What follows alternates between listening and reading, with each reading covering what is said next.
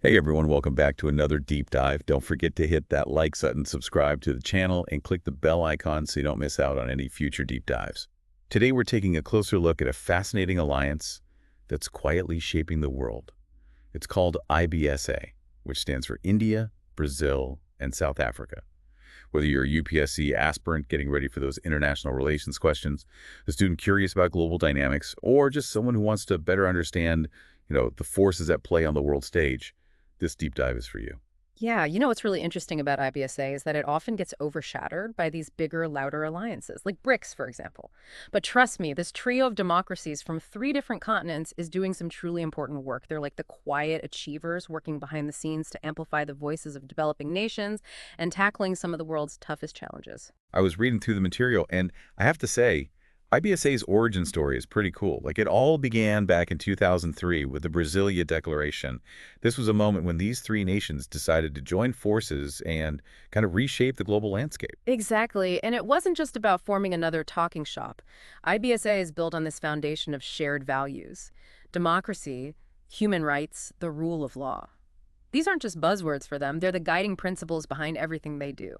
So they're putting their values into action. But with 14 different working groups covering everything from agriculture and defense, IBSA's scope seems incredibly broad. What are some concrete examples of how these groups are actually making a difference? Well, let's take the IBSA Working Group on Agriculture, for example. They've been instrumental in developing drought-resistant crops and sharing best practices for sustainable farming. This kind of collaboration is absolutely crucial, especially as we face climate change, and it directly benefits communities in all three member countries. That's incredible. It seems like the IBSA fund is another powerful tool for making a real impact. I was particularly struck by the fact that this fund, managed by the UN, supports development projects in other countries. Absolutely. The IBSA Fund is a testament to the power of South cooperation. We often hear about developed nations providing aid, but IBSA kind of flips the script. It's about developing countries supporting each other, sharing resources, and learning from each other's experiences. They've funded projects in countries like Palestine, Laos, and Haiti, focusing on areas like educating healthcare and poverty alleviation. And this approach, this idea of South cooperation, feels especially relevant today, don't you think? With so much talk about a multipolar world and shifting power dynamics, IBSA's model of collaborative development seems to offer a different and perhaps more equitable path forward. You're spot on, and it's precisely this approach that sets IBSA apart from other groups like BRICS. While BRICS is undoubtedly a major player on the economic and political scene, the differing political systems within that group can sometimes make it difficult to address sensitive issues like human rights. That's a good point. The source material even highlighted a specific instance where Brazil pushed for the responsibility while protecting concept within IBSA, but couldn't do the same in BRICS due to opposition from China and Russia. Right, and this concept responsibility, while protecting, is all about finding a balance between protecting civilians in conflict zones and respecting the sovereignty of nations.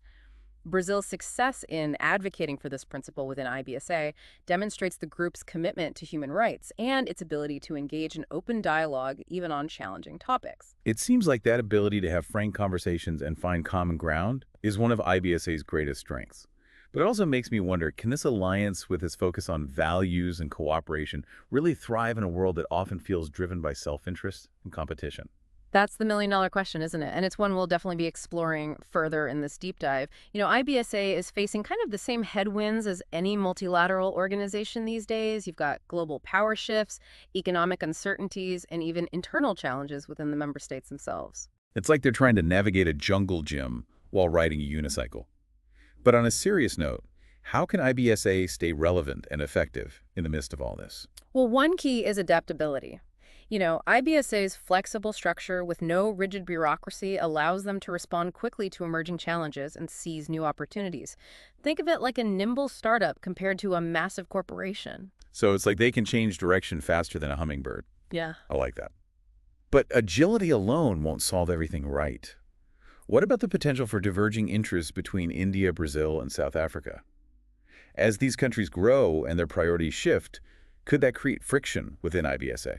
That's a valid concern. Maintaining internal cohesion will be absolutely essential for IBSA's long-term success. They need to keep finding that common ground, that shared vision that brought them together in the first place. It's a bit like a band, isn't it? Each member has their own unique style, but they need to harmonize to create beautiful music together. Speaking of harmony, How can IBSA ensure its voice is heard on the global stage, especially when you have these powerful nations and blocs vying for influence? That's where their commitment to a multipolar world comes in. IBSA doesn't want to dominate or dictate. They want a world where diverse voices are heard and respected, a world where cooperation trumps competition, and their actions speak louder than words. Can you give us an example of how IBSA is putting this multipolar vision into practice? Sure, take their approach to climate change. Yeah. IBSA champions the principle of common but differentiated responsibilities, recognizing that while all countries need to act, developed nations have a greater responsibility to address the issue. This stance resonates with many developing countries and strengthens IBSA's moral authority on the global stage. It's like they're saying, we're all in the same boat, but some of us have contributed more to the leak. That's a powerful message. And it makes me wonder, what would you say are IBSA's biggest accomplishments so far? What are they most proud of? From a geopolitical perspective, IBSA's role in promoting South-South cooperation is a major achievement. The IBSA Fund, for example, has become a symbol of developing countries taking ownership of their development challenges and working together to find solutions. And on a more practical level, those 20-plus development projects funded by the IBSA Fund are making a tangible difference in people's lives. That's definitely something to be proud of. But what about the future? What are the key things IBSA needs to do to stay ahead of the curve and remain a force for positive change in the years to come? Well, for starters, they need to stay true to their core values. Those shared principles of democracy, human rights, and the rule of law are their compass, their guiding light. It's like their DNA, right? It's what makes IBSA unique and gives them that moral high ground. Exactly. And beyond staying true to their values, they need to keep innovating. They need to anticipate future challenges and be proactive in developing solutions. The world is changing at an unprecedented pace, and IBSA needs to be ahead of the curve. So they need to be adaptable, visionary, and maybe even a little bit prophetic. What a challenge. But let's be honest, IBSA isn't exactly a household name. How can they raise their profile and attract more attention to the work they're doing? That's a great question, and it's something they're actively working on. They're engaging more with the media, using social media to connect with younger audiences, and collaborating with other international organizations to amplify their reach. It's like they're stepping out of the shadows and saying, hey, world, we're here and we're doing some amazing things. Yeah. But even with increased visibility, can IBSA truly compete with those big power players, those established institutions that seem to hold all the cards? I think IBSA sees itself less as competing and more as complementing. They recognize that the world needs diverse actors working together to solve complex problems. It's not about a zero-sum game. It's about creating a win-win scenario for everyone. So they're playing the long game, building relationships, fostering trust, and working towards a more collaborative and inclusive world order. Precisely. And in that sense, IBSA's approach is both pragmatic and idealistic. It's grounded in real politics, recognizing the realities of power dynamics, but also infused with a sense of hope and optimism about the possibility of a better future. It's like they're balancing on a tightrope between idealism and pragmatism. What a delicate dance. And it's a dance that requires constant vigilance, adaptation, and a deep commitment to their shared vision. Well, this has been a fascinating exploration of IBSA's journey so far and the challenges and opportunities that lie ahead. But before we wrap up, I'm curious to hear your final thoughts on what IBSA means for someone like me, a regular person trying to understand this complex world we live in. I'd say IBSA is a reminder that even in a world often dominated by power politics and self-interest, there are forces working towards cooperation, dialogue, and a more just and equitable global order. It's a reminder that we're not powerless, that our voices can be amplified through collective action, and that even seemingly small alliances can make a big difference. That's a message of hope and empowerment that I think we can all resonate with. Yeah, it really is inspiring to see countries coming together, not just to protect their own interests, but to really champion a more inclusive and equitable world. This has been an incredible journey, exploring the inner workings of IBSA and its impact on the global stage. But before we wrap up, I want to circle back to our UPSC aspirants and students who are tuning in. What key takeaways would you highlight for them, especially when it comes to understanding IBSA's significance in international relations? Well, first and foremost, IBSA really showcases the power of South-South cooperation in a world that's, increasingly interconnected.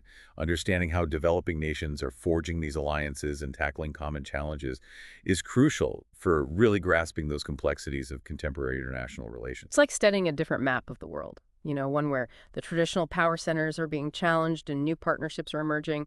Exactly. And IBSA also provides a really compelling case study for analyzing the role of shared values in shaping foreign policy. The fact that these three democracies from such diverse backgrounds can come together and find common ground. It's a testament to the enduring power of principles like democracy, human rights, and the rule of law.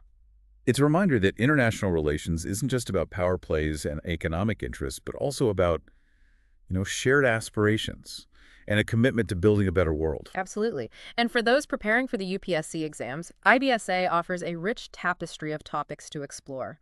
From the evolution of South-South cooperation to the challenges of maintaining unity within a diverse alliance, and even the practical implications of the IBSA fund in promoting development. It's like a treasure trove of insights just waiting to be unearthed.